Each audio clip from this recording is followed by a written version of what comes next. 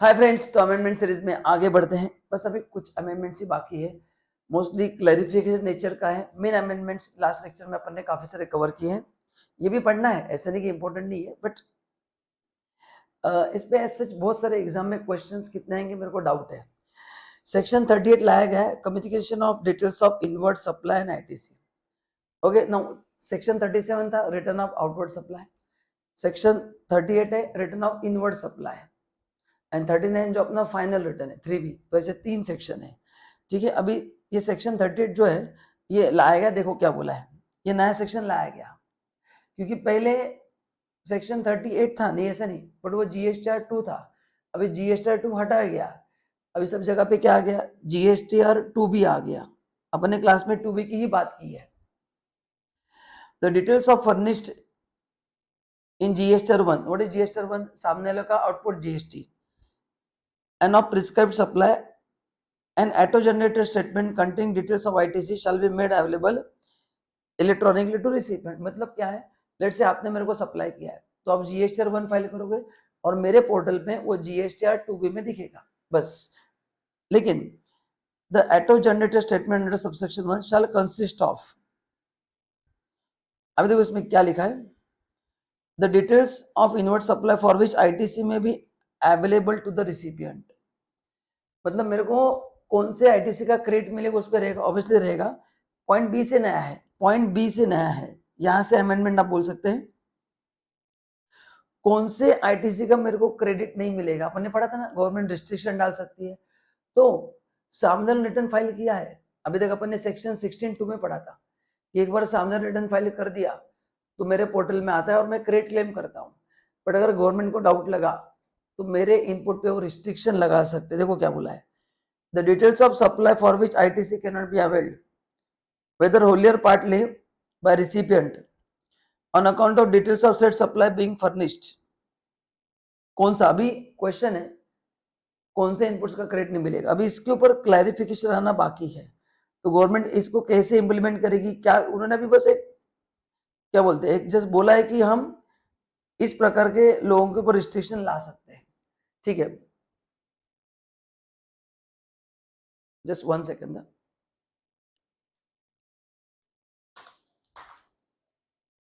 देखो क्या बोला है, by registered person with in such prescribe period. मतलब अगर मैंने किसी रजिस्टर नए बंदे से गुड्स परचेस किया है तो उसका क्रेडिट मेरे को कुछ समय तक नहीं मिलेगा। मतलब इसमें मेरी गलती कुछ नहीं है, गवर्नमेंट ने कहा दिल चाहता है कि हम आपको क्रेडिट नहीं देंगे, तो गवर्नमेंट ये क्रेडिट होल्ड पे रख सकती है। क्यों? वो बंदा नया रजिस्टर पर्सन है। अभी आपके मन में बहुत क्वेश्चन है, sir which register person, government कैसे डिसाइड करेगी, कितने समय तक ब्लॉक करेगी, उसका कोई क्लैरिटी नहीं है। बस गवर्नमेंट ने इतना ही बोला कि जो आप पहले डायरेक्टली क्रेडिट क्लेम करते थे हम उस पर कुछ रिस्ट्रिक्शन डालने वाले हैं। अब उसका नोटिफिकेशन आएगा तो पता चलेगा कि गवर्नमेंट एग्जैक्टली कैसे उसको ब्लॉक करने जाएगी। क्योंकि मेरे मन में भी क्वेश्चन है, विच रजिस्टर पर्सन, टर्नओवर बेसिस पे है, क्या है क्राइटेरिया, क्या है नया, मतलब क्या, कितने समय तक ब्लॉक किया जाएगा, बहुत सारी चीजें हैं। Any register person who has defaulted payment of tax and such default has continue for prescribed period. मैंने ऐसे बंदे से मटेरियल लिया है जिसने उसका रिटर्न फाइल नहीं किया है, फाइनल रिटर्न 1 फाइल किया, आगे की 3B वगैरह फाइल नहीं किया, तो गलती उसकी, क्रेडिट मेरा ब्लॉक होगा। By any registered person, the output tax payable as per GSTR 1 furnished by him during the prescribed period exceed the output tax paid by him during the said period। मतलब GSTR 1 में अपने जितना output tax liability दिखाया है उससे अपने कम पे किया है, ठीक है। मतलब 3B में जो है वो कम पे किया है। अभी आपको बस पढ़ना है, इस पे आपको मन में क्वेश्चंस आएंगे। उन्होंने हर जगह पे बोला है वर्ड प्रिस्क्राइब प्रिस्क्राइब। अब ये प्रिस्क्राइब का डेफिनेशन बहुत बड़ा है,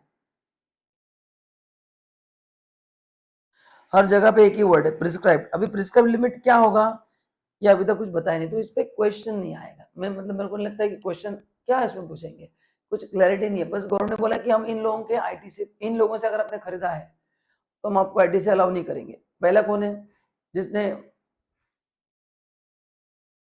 रजिस्टर पर्सन से लिया तो ब्लॉक कर सकते हैं। दूसरा, मैंने ऐसे बंदे से लिया जिसने पेमेंट नहीं किया है। तीसरा, जिसका GSTR 1 से जो इतना दिखा है उससे उसने कम पे किया है। चौथा, आपने आईटीसी गलत तरह से लिया है, मतलब अपन ने पढ़ा था ना कंडीशन 99% का, कि मेरा आउटपुट टैक्स जितना है मैं पूरा यूज नहीं कर सकता हूँ, मैं 99% यूज कर सकता हूँ, 1% मेरे को कैश में पे करना पड़ेगा, वो बंदे पर रिस्ट्रिक्शन डाल सकते हैं। देन आपने जीएसटी का 14 एंड 12 के हिसाब से अपने जीएसटी का लायबिलिटी पे नहीं किया है या any other class of person, इनके ऊपर रिस्ट्रिक्शन डाल सकते हैं। इनके ऊपर हम क्या कर सकते हैं, रिस्ट्रिक्शन डाल सकते हैं। तो ये बस कुछ काम का नहीं है। रूल 60 में वही बोला कि अभी 2 भी ऑटो पॉपुलेट होगा, बस उतना ही है। मतलब ये पहले 2 था, अभी क्या होगा 2 भी होगा, तो टेंशन की बात नहीं है। सेक्शन 39 में अपन ने पढ़ा था एनआरटीपी। एनआरटीपी के लिए अपन ने पढ़ा था रजिस्ट्रेशन कंपलसरी है। फिर अपन ने ये भी पढ़ा था कि इनको पहले 5 दिन पहले अप्लाई करना पड़ता है और रजिस्ट्रेशन 90 दिन तक का मिलता है मैक्सिमम। तो उनका जो डेट था पहले यहाँ पे 20 तारीख था, अब चेक करा नोट्स में अभी 13 हो चुका है। ओके सो तो देखो क्या होगा, एनआरटीपी को रिटर्न कैसे फाइल करना है, 13th of the next month, अपने नोट्स में 20 था, और 7 day after the last day of valid registration whichever is earlier. मतलब देखो लेट से ये है एनआरटीपी, लेट से उसने जुलाई, अगस्त, सितंबर, ठीक है। अभी उसने लेट से 10 जुलाई को उसने रजिस्ट्रेशन लिया है फॉर 55 डेज।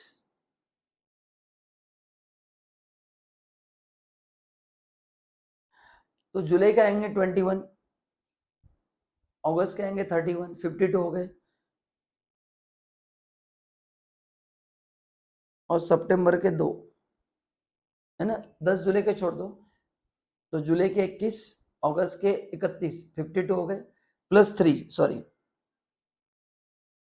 तो 3 September will be the last date. अभी सुनो, अभी जुलाई का जो रिटर्न है वो तो अगले महीने की 13 अगस्त को फाइल होगा, पहले 20 को होता था, अभी कब होगा 13 को होगा। अभी अगस्त का जो रिटर्न है, अगस्त का रिटर्न कब होगा, टेक्निकली 13 अगस्त होगा, बट अभी इसमें अभी क्या होगा, उन्होंने क्या बोला देखो, 13th of the next month और 7 day after the expiry of registration whichever is earlier. Registration expire कब हो रहा है, ये है एक्सपायरी, इसके बाद 7 डेज, ये होगा 10 सितंबर। तो आपने को क्या करना है दोस्तों, इसमें से व्हिचएवर इज अर्लियर, तो उसको रिटर्न कब फाइल करना पड़ेगा, 10 सितंबर फाइल करना पड़ेगा पूरा, क्योंकि अभी बिजनेस ही बंद हो रहा है ना, तो सितंबर का जो उसने बिजनेस किया 3 दिन का सबका करना पड़ेगा उसको, क्योंकि बाद में वो बिजनेस ही बंद कर रहे तो बाद में कैसे रिटर्न फाइल करके बैठेगा। तो ये अमेंडमेंट हुआ है, बस सिंपल है, 20 की जगह पे 13 हुआ है, ठीक है। तो सितंबर का रिटर्न ऑफिशियली जाएगा 13 अक्टूबर को, हाँ सॉरी अगस्त का रिटर्न जाएगा 13 सितंबर, चाहिए वही बोला ऐसे क्यों रहा है, हाँ है ना, अगस्त रिटर्न 13 सितंबर को जाएगा, बट अभी सितंबर 3 तारीख को उसने रजिस्ट्रेशन कैंसिल किया है, तो कैंसिल किया मतलब उसका 55 डेज का एक्सपायरी हो रहा है। सो 3 तारीख से मैंने 7 दिन ऐड किए, 10 सितंबर और 13 सितंबर विचएवर इज अर्लियर, तो अब इसको क्या करना पड़ेगा, 10 सितंबर को रिटर्न फाइल करना पड़ेगा, तो 20 की जगह 13 हुआ है, और उसका मैंने क्वेश्चन भी बना के दे दिया कि कैसे होगा। Okay, I hope this is clear to everyone, ठीक है। आप वीडियो को पॉज करके लिख सकते हैं, क्लियर है क्या, वेरी सिंपल। नाउ सेक्शन 39(7) यह है क्यूआरएमपी स्कीम। देखो क्या था, provide that every registered person furnishing return under proviso to subsection 1, मतलब QRMP scheme shall pay to the government tax due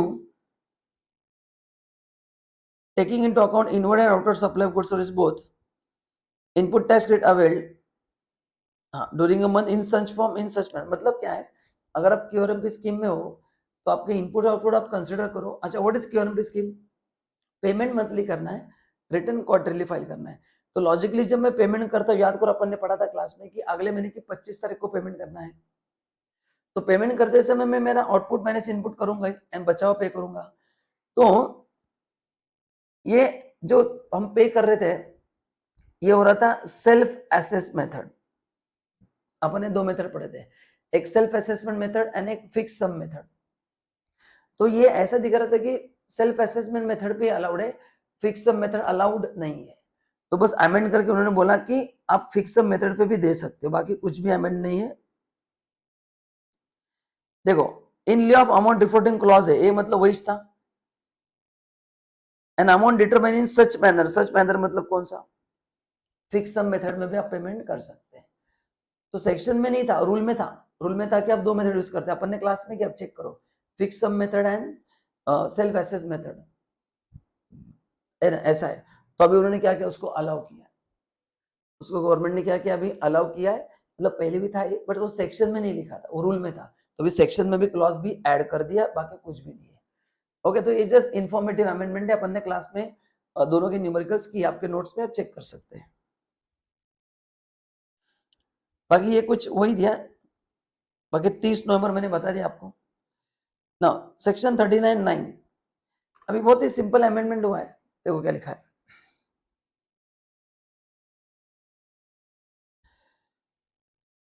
देखो, subject to provision of section 37-38, if any registered person after furnishing return under subsection 1, 2, 3, 4, 5, ये return के sections है। मैंने आपको return का एक table बना के दिया है, उसके पहले देखो अपने सेक्शंस लिखे है ना। तो दिस इज नथिंग बट, देखो मैंने आपको रिटर्न बना के दिया ना, वही सेक्शंस है। तो आपने वो जो भी आपके लिए ड्यू डेट है, आपने उसके हिसाब से रिटर्न फाइल कर दिए।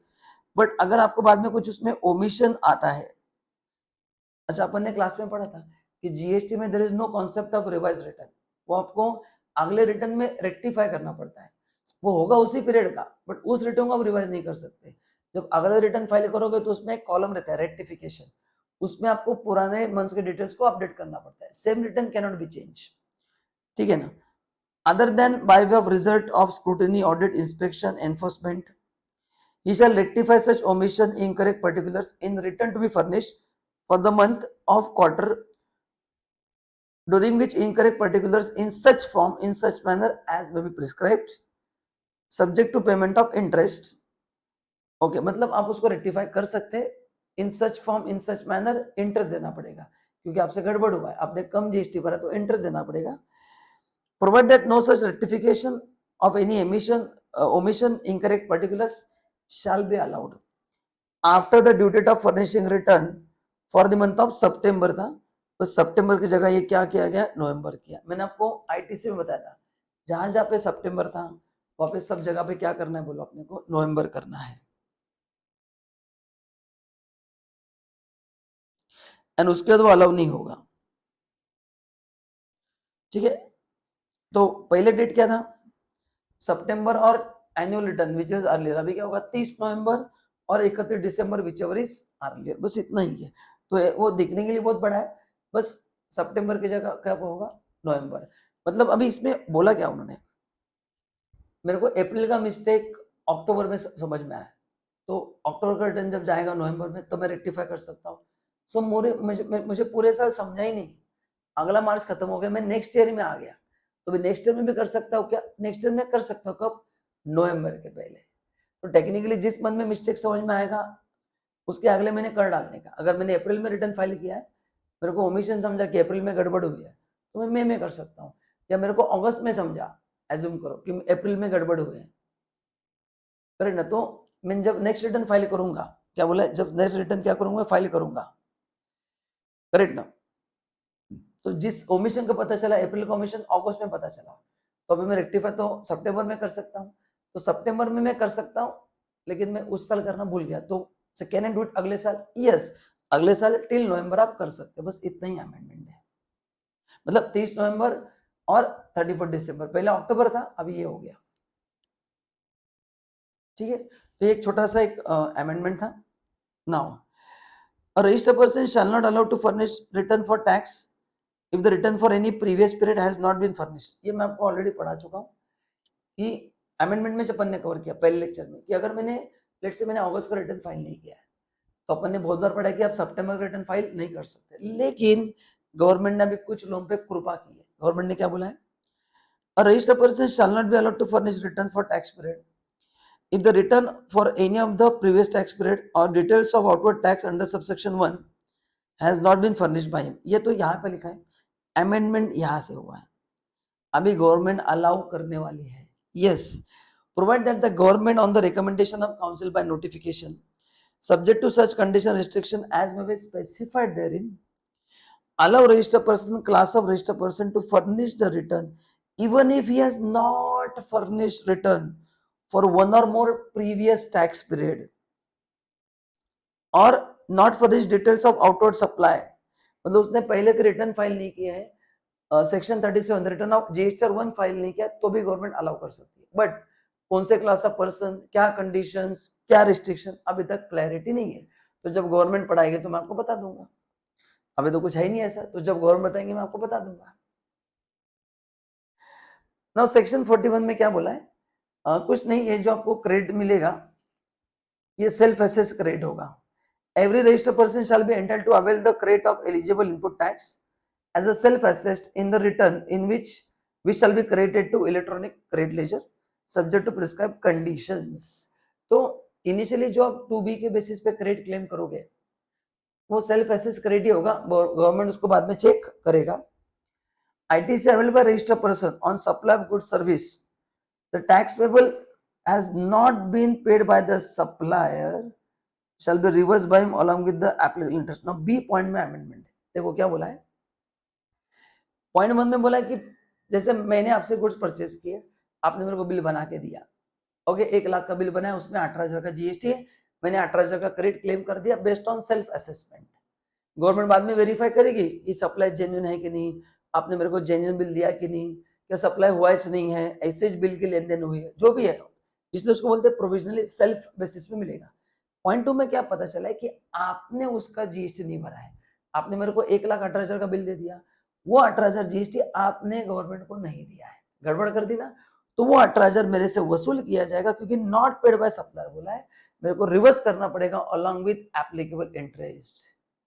यस, क्योंकि आप, मैंने क्रेडिट तो क्लेम कर दिया, आपने भरा नहीं, लेकिन बाद में अब जब भर देंगे तो मेरे को वापस मिल जाएगा।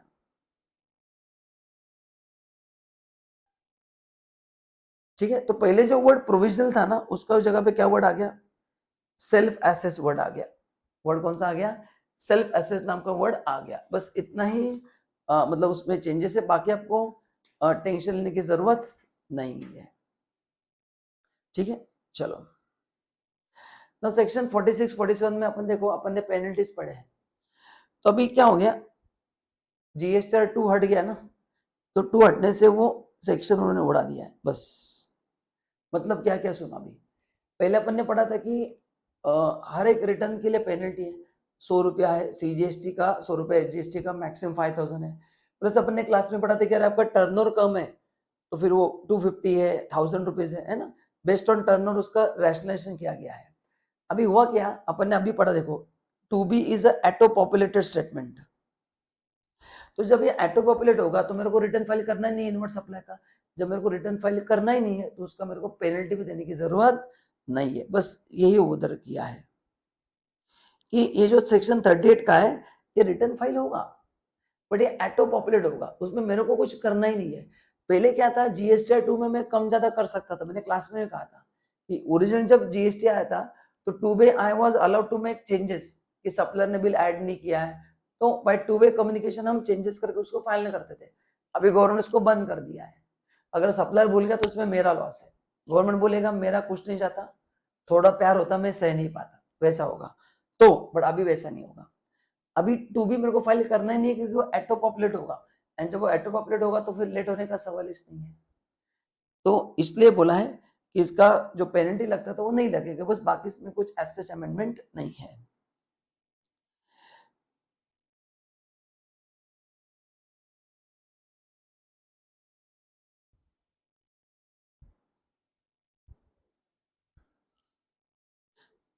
तो ऐसे यहाँ पे कोई बाकी अमेंडमेंट नहीं है। I hope this is clear to everyone, बराबर है क्या, ठीक है। तो नेक्स्ट जो चैप्टर है डिमांड एंड रिकवरी, गाइस इसके आगे ज्यादा कुछ मतलब बहुत इंपॉर्टेंट अमेंडमेंट नहीं है। एक डिमांड रिकवरी अपन ने चैप्टर पढ़ा था रिकवरी, सेक्शन 73 एंड 74। 73 जो होता है वो एरर ओमिशन अपन ने पढ़ा था, ड्यूटी मतलब GST not paid, short paid, not levied, short levied, erroneous refund. तो अगर एरर ओमिशन है तो 73, एंड अगर आपने फ्रॉड किया तो 75। एरर ओमिशन में 2 साल का समय नोटिस का, फ्रॉड के लिए 5 साल का है। तो इससे रिलेटेड कुछ क्लैरिफिकेशन है।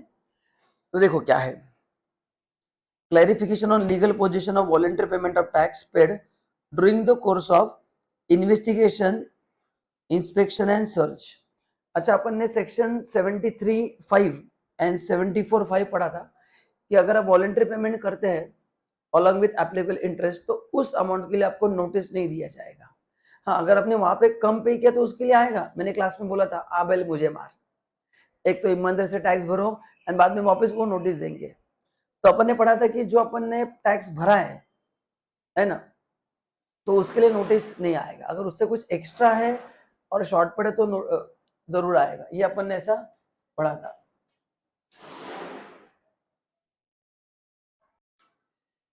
तो अपन ने 73(5) 74(5) में पढ़ा था कि एक बार अपने भर दिया वॉलंटरी तो उसका नोटिस नहीं आएगा। 73 में खाली इंटरेस्ट भरना है, 74 में आपको पेनल्टी भरना पड़ता है, बस पेनल्टी का परसेंटेज कम हो जाता है। ठीक है, अभी देखो क्या है।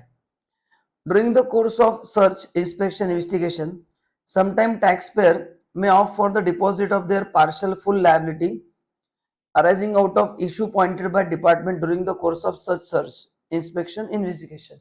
मतलब आपके फैक्ट्री में सर्च हुआ है, इंस्पेक्शन हुआ है और ऑफिसर ने बोला कि आपने शायद ड्यूटी कम भरा है और आपने इमीडिएटली उसको भर दिया। Instances have been noticed where some of the taxpayer after voluntary deposit in the liability have alleged to use force and coercion by officer। मतलब गला पकड़ के पैसा वसूल करना, मतलब ईमानदारी से भरने के बाद भी ऑफिसर आपसे नोटिस देके और पैसा निकालते हैं। तो इसलिए गवर्नमेंट ने to protect the interest of the tax payer एक क्लैरिफिकेशन लाया है। Under the CGST act, tax payer have option to make voluntary payment of tax. Such voluntary payment tax before issue of show cause notice is permitted under section 73-74, जो अभी अपन ने revise किया। This helps in tax payer to discharge her admitted liability self-ascertained or as ascertained by the tax officer without having to bear the burden of interest under section 15 for delayed payment of tax and may save him from some penalty। मतलब main फायदा आपका penalty का होता है। Main फायदा क्या होगा आपको? पेनल्टी का होगा, क्योंकि आपने वॉलंटरी भर दिया ना। हाँ, तो आपको पेनल्टी वगैरह नहीं लगेगा। ठीक है, नाउ अभी यहाँ पे क्या बोला है कि इसके बाद अभी जो सर्च हुआ है, अपन ने पढ़ा था कि 73-75 में वो चाहे तो बाद में नोटिस भेज सकता है आपने इन्फॉर्म करने के बाद, बट जो आपने भरा उसके लिए नोटिस नहीं भेज सकता है। तो यहाँ पे देखो क्या हुआ है, recovery of taxes not paid short paid can be made under provision of section 70 only after due following the legal process of issue of notice and subsequent confirmation of demand by issue of order. बता तुम्हें क्या है। Therefore, there may not be arise any situation where recovery of taxes due has to be made by tax officer from the taxpayer during the course of search, inspection, investigation। मतलब क्या है, मतलब ये para में बोलते हैं कि आप उनको नोटिस अगर देते हैं ओके तो ही रिकवरी हो सकता है, लेकिन अगर उन्होंने वॉलंटरी पैसा भर दिया है तो आप उसके लिए वापस उनको नोटिस नहीं भेज सकते। तो यहाँ पे देखो क्या लिखा है, however the law does not bar from taxpayer from voluntarily making the payment of any tax liability ascertained by him or the officer inspect of such issue either before during the course of such proceeding or subsequently। The tax officer should however inform taxpayer regarding the provision of voluntary tax payment।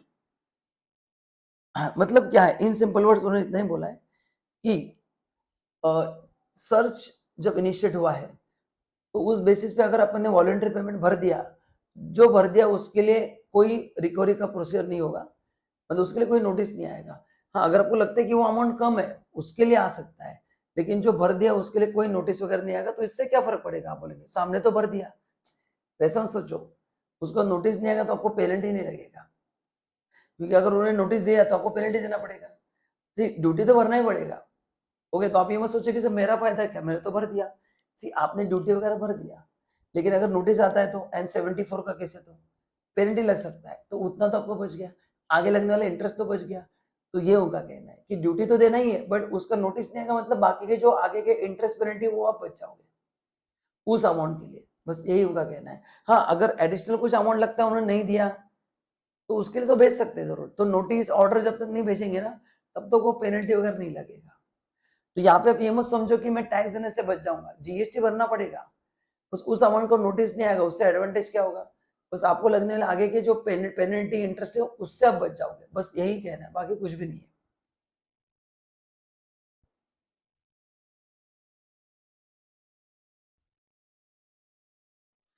Now offence and penalties, देखो उसमें clarification है। देखो क्या issue है, पहला case, in case where registered person A has issued tax invoice to another registration B without underlying supply of goods service or both, मतलब मैंने ऐसे बिल इशू कर दिया है, उसमें ना सप्लाई ऑफ गुड्स लिखा है ना सप्लाई ऑफ सर्विस लिखा है, खाली बिल दे दिया है, तो इस बिल का वैलिडिटी क्या होगा। पहला question, whether such transaction will be covered as a supply under section 7, उसको सप्लाई मानना है क्या, बिल दिया है बट सप्लाई गुड्स का है सर्विस का लिखा नहीं। Second question, whether in demand and recovery can be made from A in respect of said transaction under the provision of section 73-74। Okay, मतलब वो जो उसने बिल दिया है, ए ने गलत बिल दिया ना, तो ए ने बिल दिया मतलब सामने लेकर रेट ले लिया, तो ए ने फेक बिल दे दिया, तो ए से 73-74 का रिकवरी किया जा सकता है क्या, या कोई penal action can be taken against A, तो ये सबका आंसर मिलेगा। पहला, is it supply under section 7, देखो पहला क्लैरिफिकेशन क्या है, registered person A has issued only tax invoice to registered person without underlying any supply of good service. See fake invoice अपन जो क्लास में पढ़ा था उसमें इनवॉइस में बता दे कि गुड्स है या सर्विस है, यहाँ पे इनवॉइस दिया है बट कुछ लिखा ही नहीं है, खाली सप्लाई लिखा है, तो आंसर क्या है, यहाँ पे सप्लाई इन्वॉल्व नहीं है, तो ये सेक्शन 7 में नहीं आएगा क्योंकि खाली बिल दिया है, बिल में अंडरलाइन लिखा नहीं कि सप्लाई गुड्स का या सर्विस का है, तो ये जो ओनली इनवॉइस दिया है तो सामने लिखो, मतलब ये सप्लाई माना नहीं जाएगा। अच्छा अच्छा, सप्लाई अगर माना नहीं जाएगा तो 73-74 अरेस्ट नहीं होता, क्योंकि 73-74 क्या है, सप्लाई हुआ है but short levy not paid, short levied erroneous refund, मतलब सप्लाई होने के बाद ही 74-73 अप्लाई होगा, तो यहाँ पे सप्लाई नहीं हुआ है तो लॉजिकली 73-74 अराइज नहीं होगा। No tax liability arise against A for such transaction, therefore no demand recovery can be made against A under section 73-74। तो 73-74 में आने के लिए सप्लाई तो होना चाहिए, क्योंकि सप्लाई होगा तो short levy not levy short paid होगा ना, सप्लाई नहीं है तो 73-74 बाहर हो गया। ये दूसरा क्वेश्चन। फिर पेनल्टी लगेगी क्या, यस, अपन ने पढ़ा था सेक्शन 122, आप नोट्स में चेक करना, तो 122 के हिसाब से जो भी एप्लीकेबल पेनल्टी है फॉर गिविंग फेक इनवॉइसेस, अपन एक लंबा चौड़ा लिस्ट पढ़ा था देखना, हाँ, तो उसका आपको पेनल्टी देना पड़ेगा। तो ये पहला केस था, वेरी सिंपल। तो क्या बोला है कि अगर आपने खाली बिल दिया, बिल में आपने लिखा नहीं, क्या नहीं लिखा, सप्लाई क्या है, गुड सर्विस है, तो ये बिल इनवैलिड माना जाएगा, ये सप्लाई नहीं माना जाएगा। सेकंड, ए के अगेंस्ट 73-74 का रिकवरी नहीं होगा, एंड तीसरा, लेकिन उसको 122 का क्या लगेगा, पेनल्टी लगेगा, तो जो भी एक्शन होगा वो ए के अगेंस्ट होगा। अभी second case, the registered person A has issued tax invoice to another registered person B without underlying supply of good service both. B ने क्रेडिट लिया है, बी ने क्या लिया है, क्रेडिट लिया है, ठीक है, ऊपर कुछ जानकारी नहीं थी, ऊपर खाली इतना था कि ए ने बी को सप्लाई किया है, तो अपन ने ए को पकड़ा, अभी बी ने भी झोल किया, कैसे, सी ए ने तो गलत बिल दिया, बी ने भी गलत क्रेडिट क्लेम किया है, अभी दोनों ने मिस्टेक की है, देखते हुए किसको पकड़ेंगे। तो ऊपर खाली ए के बारे में दिया था, बी ने क्या क्या नहीं था, अभी यहाँ पे दोनों हो सकता है ना, सी ए ने जब बिल दिया है तो बी क्रेडिट लेगा ही, आपके मन में क्वेश्चन होगा, वो केस 2 में दिया है, वापिस बी ने उसको आगे दे दिया है एंड दोनों ने क्रेडिट क्लेम कर दिया है। देखो ना, B further issue invoice along with underlying supply of good service और both to his buyer and utilise ITC on the basis of above mention invoice by A, मतलब ए ने जो उसको इनवॉइस दिया, बी ने उसका क्रेडिट क्लेम किया, B ने आगे किसी और को, सी को बिल भी दे दिया, अभी सी का नहीं दिया, अभी एन बी पे फोकस करो, अगले केस में अपन सी को भी पकड़ेंगे। Issue, whether B will be liable to pay demand recovery of the ITC along with the penal action under section 73-74 of any other provision of this act। देखो अभी क्या है, 73-74 में क्या है, short levy, not levy, short paid, not paid, erroneous refund, 5 reason है. Registered person B has availed utilized fraudulent ITC on the basis of fake invoice without receiving goods and service. ITC availed in contravention of section 16(2). क्या था section 16(2)? Goods मिलने चाहिए, service मिलना चाहिए, दोनों नहीं मिला, तो ये फ्रॉड तो हुआ है, गलत आईटीसी क्लेम किया है, तो फिर 74 में से वो पकड़ा जाएगा, क्योंकि 74 क्या है, फ्रॉड है. भले सप्लाई नहीं हुआ है, बट सप्लाई मतलब ऑन पेपर तो आपने क्रेडिट भी ले लिया सामने वाले ने. देयरफॉर बी ने क्रेडिट लिया मतलब क्या, वो सप्लाई हुआ है ना, तो क्रेडिट ऐसे थोड़ी ले सकते हो. सप्लाई हुआ है इसलिए तो क्रेडिट लिया है. बिल एक्सचेंज हुआ है मतलब वो मानेंगे सप्लाई हुआ है, तो बी के लिए माना है सप्लाई हुआ है. एंड बी को 74 के हिसाब से उसको पेनल्टी लगेगा.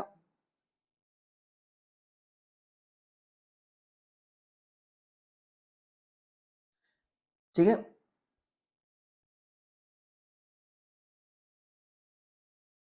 तो बी को क्या करना पड़ेगा, 74 अप्लाई होगा. क्यों अप्लाई होगा, क्योंकि वो इसमें आता है, फ्रॉड में आ गया. ठीक है, एंड ये कट कर दो, एंड उसको इंटरेस्ट भी देना पड़ेगा. क्या करना पड़ेगा, उसको इंटरेस्ट भी देना पड़ेगा under section 50. Now plus penal action भी होगा फॉर बी के अगेंस्ट, उसने उससे रॉन्ग आईटीसी क्लेम किया है. मतलब यहाँ पे भी ए को छोड़ा जाएगा, बी को पकड़ेंगे, क्योंकि अल्टीमेटली फायदा बी का हुआ है. तो यहाँ पे बी के अगेंस्ट एक्शन होगा. हाँ, अभी तीसरा, तो यहाँ पे ए ने बी को दिया, बी ने सी को दिया, तो पहले किसको पकड़ेंगे, बी को, क्योंकि ए ने जो पास ऑन किया ना बी को बेनिफिट, एंड बी ने अल्टीमेट बेनिफिट बी ने लिया है, तो ये रॉन्ग अवेलमेंट का क्रेडिट है. 73 74 का भी एक्शन लिया जाएगा. प्लस हाँ, अभी देखो, अभी क्वेश्चन है 122 लगेगा क्या, ना ध्यान से सुनना. अगर 73 74 में एक्शन लिया गया तो 122 नहीं लगेगा, एंड इसमें लिया गया तो ये नहीं लगेगा. तो अपना जो केस 1 था उसमें सप्लाई नहीं था, इसलिए 73 74 से छूट गया था. सॉरी, ये केस 1 था अपना, तो अपन ने 122 का किया था. एंड जो केस 2 है, जो अभी अपन ने डिस्कस किया, वहां पे 73 74 का पेनल्टी लग रहा है, तो 122 का पेनल्टी नहीं लगेगा. तो या तो 73 74 या तो 122. अपन ने क्लास में भी मैंने कहा था कि दोनों में से एक ही लगेगा. वहां पे नहीं पकड़ेंगे तो यहाँ पे पकड़ेंगे. तो ऊपर 122 को लगाए, इसलिए 73 74 का नहीं लगेगा केस 1 में, लेकिन केस 2 में कौन सा लगाए, 74 का लगाए, इसलिए 122 नहीं लगेगा, है ना. सो लिखा है नो पेनल्टी इम्पोज्ड. सो 122 में कोई पेनल्टी इम्पोज नहीं किया जाएगा. Now, a registered person A has issued tax invoice to another registered person B without underlying supply of goods service. B avail ITC and issue invoice to another C. हाँ, अभी यहाँ पे C आ गया. A ने B को invoice दिया, B ने credit ले लिया, B ने आगे C को इनवॉइस दिया है, बट C ने क्या किया, डेटा नहीं अपने पास. Now whether B will be liable for demand recovery? Yes. देखो, is it supply under section 7? In this case, B has availed ITC in his electronic credit ledger on the basis of the invoice without actual receiving goods. Further, B has utilized the ITC, ये भी अपन ने पढ़ा. Plus B ने C को supply किया without supply. Okay, तो अभी देखो, accordingly no tax is payable B on such transaction. हाँ, मतलब B ने जो C को सप्लाई किया है, गवर्नमेंट ने कहा कि ठीक है हम उससे टैक्स नहीं लेंगे क्योंकि सप्लाई नहीं हुआ है. लेकिन B ने गलत क्या किया है, B ने ITC क्लेम किया है. तो ITC available by be on the basis of invoice by is ineligible. वो इनएलिजिबल होगा क्यों, 16(2) बोलता है कि गुड्स या सर्विस रिसीव होने चाहिए, तो B के लिए वो इनएलिजिबल माना जाएगा. तो देखो, A ने B को दिया, B ने C को दिया, तो पहली चीज B ने जो C को दिया उस पर GST आएगा क्या, नहीं, क्योंकि सप्लाई नहीं हुआ है ना गुड्स है ना सर्विस है, तो B ने जो C को दिया उस पर GST नहीं आएगा. लेकिन B ने जो ITC अवेल किया है उसके ऊपर वर्किंग होगा, एंड उसको रिवर्स करना पड़ेगा, तो B2C में GST नहीं आएगा, एंड बाकी तो वही है. In this specific case, no demand recovery of either ITC wrongly, fraudulently availed by B or the output liability on supply by B to C is required under section 73 74. क्यों,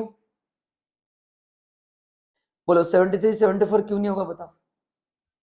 again यहाँ पे supply नहीं हुआ है ना, उन्होंने बोला ना कि सप्लाई नहीं हुआ है। ऊपर का जो केस था देखो यहाँ पे क्या बोला है,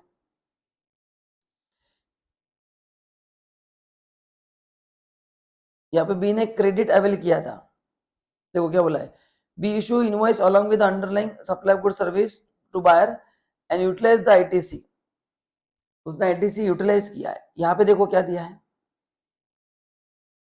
B avail the ITC on this thing and further passes the said ITC to another registered person C, उसने आगे उसको पास ऑन कर दिया है, आगे क्या कर दिया, उसको पास ऑन कर दिया है।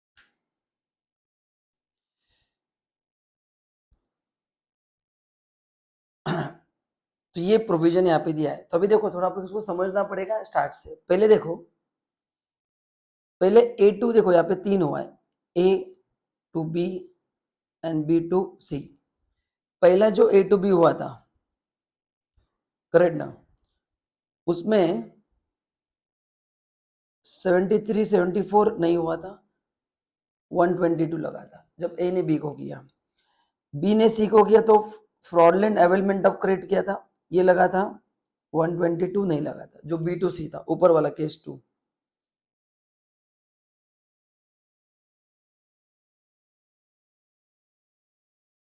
ठीक है, अभी ये A के ऊपर लगा 122 का, B के ऊपर लगा 74 का। नाउ B to C जो है वो सप्लाई नहीं है आगे, लाइक दिस केस। यहाँ पे क्या था, A ने B को दिया था इसलिए अपन ने उल्टा सोचा, अभी B ने सप्लाई किया मतलब B A के जगह पे आ गया, तो B अगर A के जगह पे आके उसने सप्लाई किया तो मेरे हिसाब से ये भी 73 या 74 में नहीं आएगा, यहाँ पे 122 का पेनल्टी लगेगा। बस ये लॉजिक पे वो बना है, क्योंकि A ने A to B जो था सप्लाई नहीं था इसलिए को 122 लगाया, बट B ने क्या किया, उसका क्रेडिट भी लिया और आगे भेज भी दिया, मतलब यूटिलाइज भी कर दिया, मतलब B ने C को बिल भी दे दिया, उस टैक्स के उसको एडजस्ट भी कर दिया, तो इतना सब हो गया, मतलब वो सप्लाई जैसे ही हो गया, इसलिए B में गवर्नमेंट ने माना है। ठीक है, सप्लाई वहां पे भी नहीं हुआ है बट अभी बिल दिया है, क्रेडिट लिया है, यूटिलाइज किया, तो गवर्नमेंट ने माना कि भाई ये as well as wrong availment of credit ही चाहिए, तो इसलिए यहाँ पे 74 लगा है। बट बी ने जो सी को सप्लाई किया है वो सप्लाई है ही नहीं, जस्ट दिखाने के लिए सप्लाई है। यहाँ पे बी ने क्रेडिट लिया है और आगे यूज किया है, तो सी के लिए कौन सा लगेगा 122। अच्छा सी आगे देता है तो फिर वापस डी के ऊपर कौन सा लगेगा, डी बी की जगह पे आ जाएगा 74 का लगेगा, रॉन्ग अवेलमेंट ऑफ क्रेडिट लगेगा। तो ए सी ऐसे वो साइकिल बना दिया गवर्नमेंट ने कि एबीसी में आप देखो आप कहाँ पे है। ठीक है, तो इसलिए बोला है कि यहाँ पे बस कौन सा एक्शन लिया जाएगा, 122 का एक्शन लिया जाएगा, क्योंकि B2C सप्लाई नहीं है बस। तो ये मेरे को लगता है इस पे क्वेश्चन आएगा एग्जाम में, अब अच्छे से पढ़ के रखना। वापस बताता हूँ, ए ने पहले क्या किया, बिल दिया है without mentioning any supply good service, कुछ भी नहीं, बट वो सप्लाई हुआ नहीं है इसलिए 73 74 अप्लाई नहीं हुआ, 122 अप्लाई हुआ। B2C में ए ने बी को बिल दिया, बी ने क्रेडिट भी यूज किया, बी ने सी को बिल भी दे दिया और उसका आउटपुट टैक्स एडजस्ट भी कर दिया, मतलब एज गुड एज सब कुछ हो गया, तो बी को माना गया कि भाई तूने सप्लाई जैसा कुछ हुआ है, सप्लाई नहीं है बट दोनों तूने एडजस्ट भी कर लिया, तो बी के लिए 174 अप्लाई होगा, 122 अप्लाई नहीं होगा। B2C सप्लाई नहीं हुआ है इसलिए सी के लिए 73 74 अप्लाई नहीं होगा, 122 अप्लाई होगा। ऐसा उन्होंने सीक्वेंस ला के दिया है, तो इस पे एग्जाम में क्वेश्चन आ सकता है।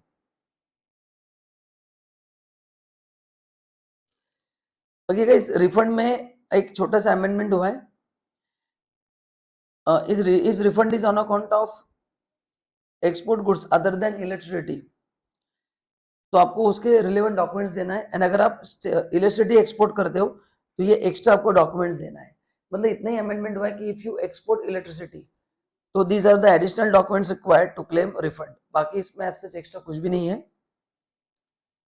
देन रूल 96 में अमेंडमेंट हुआ है। अच्छा, ये रूल 96 अपने नोट्स में पूरा है, जो मैंने कट किया है ना बस वही अमेंडमेंट से ये रूल पूरा दिया है। इसमें इतना ध्यान रखना कि पहले रिफंड क्लेम करने के लिए शिपिंग बिल भी लगता था और फॉर्म नंबर RFD भी लगता था।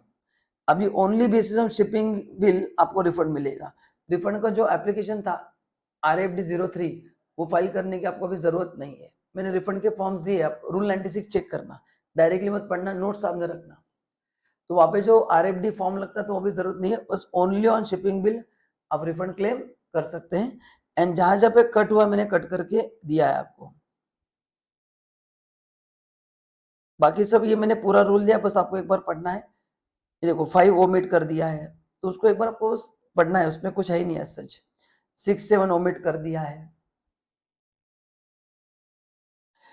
ठीक है। ये आपको नहीं पढ़ना है, ये अपने एग्जाम के लिए एक इस तरह के क्वेश्चंस नहीं आते हैं, ये अमेंडमेंट ने बट नॉट इशूड ने दिया नहीं है, तो इसको अपने को करने की जरूरत नहीं है।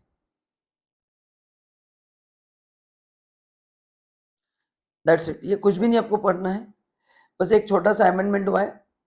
Refund in case of UNO, exchange for time limit, अपन ने पढ़ा था कि उनको 6 मंथ में रिफंड क्लेम करना है क्वार्टर खत्म होने के बाद। देखो, a person may make application for such refund once in every quarter before the expiry of 6 months or 2 years from the last date of the quarter on which supply was received।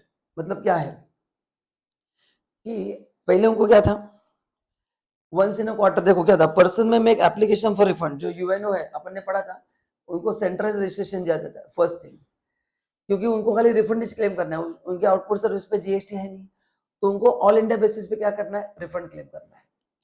तो refund claim करने के लिए कब करना है, once in a quarter करना है, but before the expiry of 6 month और 2 years from the last of the quarter in which supply was received. तो जिस क्वार्टर में सप्लाई हुआ है, करेक्ट ना, वहां से तो once in a quarter of refund claim कर सकते हैं before the expiry of 6 month, और मैक्सिमम मतलब वो क्वार्टर खत्म होने के बाद या तो 6 मंथ में क्लेम करो, या मैक्सिमम कितना करो, यस 2 years में इन सिंपल आप रिफंड क्लेम कर सकते हैं। बस इतना ही एक छोटा सा इसमें चेंज हुआ है, बाकी सच में एक बार चेक कर लेता हूं फिर भी। यस, तो इसको अभी हटा दो, जो 6 मंथ अपने नोट्स में, आप उसको 2 साल कर लो। अपने नोट्स में आप चेक करना 6 मंथ रहेगा, कि वो क्वार्टर खत्म होने के बाद 6 मंथ में रिफंड क्लेम करना है, उसको अभी 2 साल कर दिया है। रूल 95 है, कट कर दो, वो पूरा कट हो चुका है।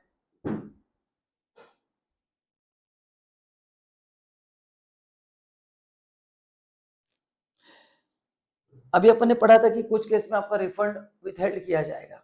अपन ने पढ़ा था कि अगर आपने कुछ टैक्सेस नहीं दिए पुराने GST, तो देखो अभी क्या दिया है, wherein a refund is due in case of zero rate supply made without payment of tax or accumulated ITC on account of inverted duty structure to register person। मतलब रिफंड कौन सा है, जीरो रेट सप्लाई, मतलब export किया है या supply to SEZ किया है।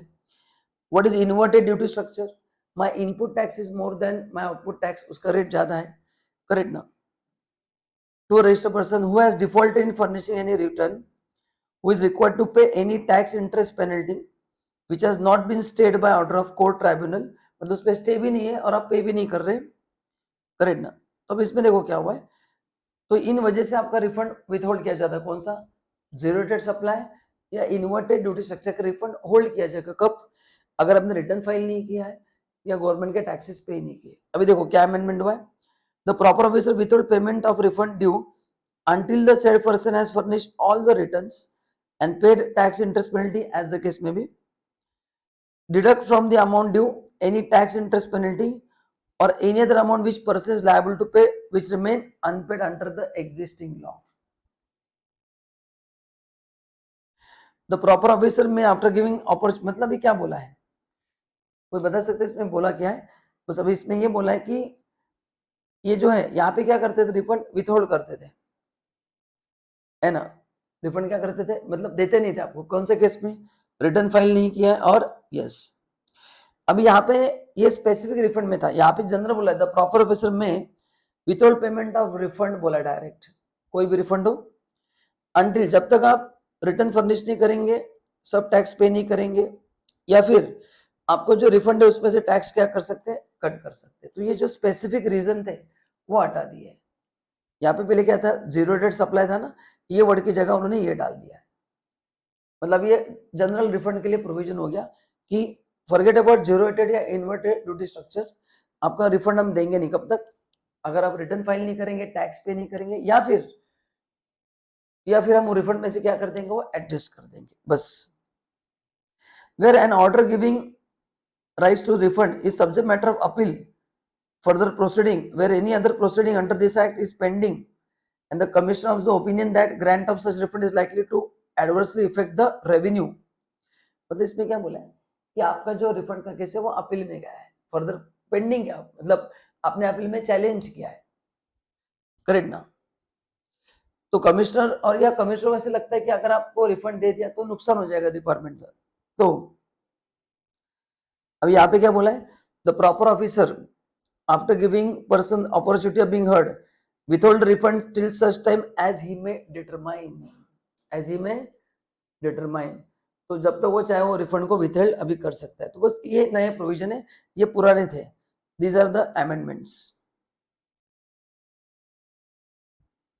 तो ये जो पॉइंट्स मैंने दिए हैं नोट्स में, है ना, तो उसकी जगह पे आपको क्या करना है, ये पढ़ना है बस। अगर इस पे क्वेश्चन नहीं आएगा शोरूम में। ये 151 पावर टू कलेक्ट स्टैटिस्टिक्स अपन ने पढ़ा था, क्या था, existing provision. If a commissioner considered necessary to do so he may direct that statistics to be collected relating to any matter with by in connection with the act। अच्छा अपन ने पढ़ा था, अगर आपको याद है मैंने पढ़ाया था कि गवर्नमेंट को डाउट आता है तो आपका एमएससीबी का बिल कितना है वो चेक कर सकते हैं, उस बेसिस पे वो काउंट कर सकते हैं आपने कितना प्रोडक्शन किया, ऐसा मैंने कहा था, चोरी पकड़ने का तरीका। तो उसका ये कनेक्टिंग प्रोविजन है कि उसका स्टैटिस्टिक्स कलेक्ट किया जाएगा। It may be noted that statistics can be collected only for the purpose of better administration of the act। Upon such notification being issued, the commissioner or any person authorized by the commissioner in this behalf may call upon all concerned person to furnish such information।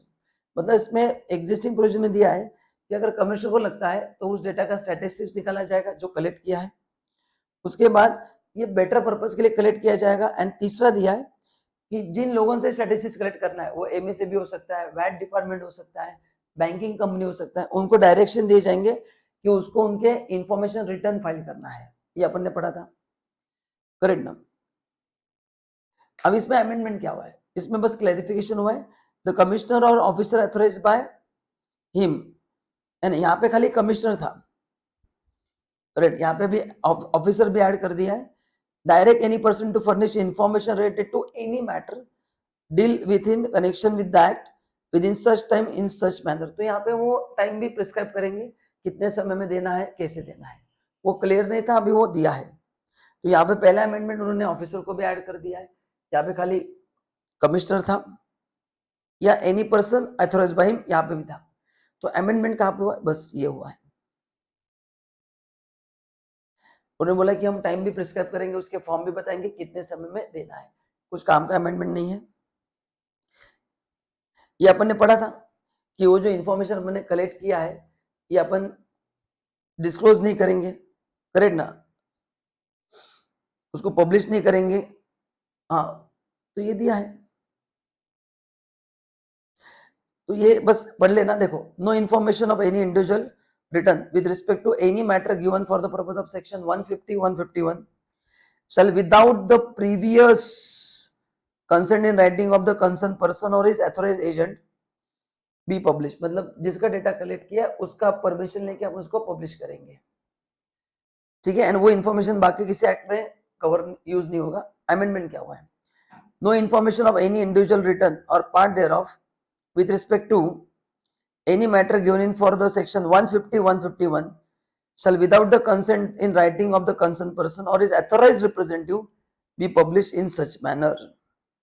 तो यहाँ पे part there of add किया है, मतलब छोटे मोटे amendments है। And यहाँ पे अथॉराइज एजेंट था, यहाँ पे अथॉराइज पर्सन ऐड किया है, बस वही दिया। मतलब क्लेरिकल अमेंडमेंट है, ऐसे कुछ पढ़ने की जरूरत नहीं है। आगे अब इसमें से कुछ रूल्स हटा दिए, बट अपन ने सेक्शंस पढ़े नहीं है, तो ये आप टेंशन मत लो। ये कुछ सेक्शंस एंड रूल्स है जो मैंने कट किए, ये ऑलरेडी मैंने क्लास में कवर नहीं किए, तो इसको आप छोड़ दो। कस्टम में कुछ खास अमेंडमेंट नहीं हुआ है। सेक्शन 14 जो था ट्रांजैक्शन वैल्यू, अगर आपको याद है वैल्यूएशन का सेक्शन, तो उसमें उन्होंने रिस्ट्रिक्शंस डाले हैं। है ना। सेक्शन 14 में क्या बोला है, the additional obligation of the importer in respect of any class of imported goods checks to be exercise including the circumstances manner of exercise the control. मतलब इन सिंपल वर्ड्स, सेक्शन 14 में जो आपका वैल्यूएशन होता है, गवर्नमेंट चाहे तो उसके ऊपर और रिस्ट्रिक्शन लगा सकती है, बस यही दिया है, करेक्ट ना। मतलब अगर आपने वैल्यूएशन उसका वैल्यू बराबर डिक्लेयर नहीं किया है तो ऑलरेडी तो रिस्ट्रिक्शन है, बट अगर बोर्ड चाहता है तो एडिशनल ऑब्लिगेशन रिस्ट्रिक्शन आपके ऊपर लगा सकती है। अभी वो जब आएंगे तो देखा जाएगा। तो दैट्स इट गाइस। तो ये आखिरी आखिरी के जो कुछ अमेंडमेंट्स थे, ये कुछ काम के हैं नहीं एज सच, ये भी मत पढ़ना।